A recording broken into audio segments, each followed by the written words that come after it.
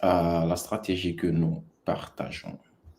Évidemment, donc, moi, je vais partager par exemple mon écran pour vous présenter un peu la stratégie.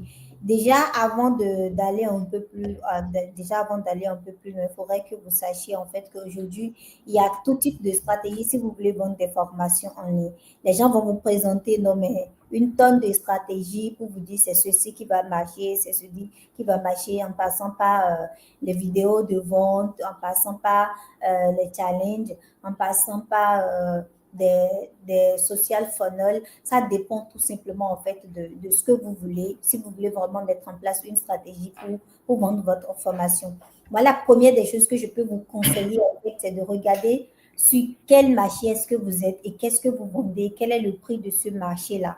Vous savez, les produits qu'on vend sur Internet, en fait, on en a en fait de trois niveaux. Il y a les low tickets, il y a les middle tickets et il y a les high tickets.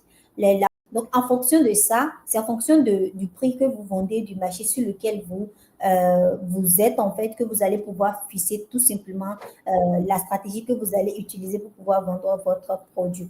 Donc, pour des produits, des produits donc d'information, donc des produits numériques, que ce soit de formation, les accompagnements ou du consulting, la stratégie peut être souvent en fait la même, comme je dis tout à l'heure, en fonction juste du prix en fait, de ce que vous êtes en train de vendre. Donc là, moi, je vais vous partager en fait ceci, la stratégie en fait que nous, on a utilisée tout simplement pour vous.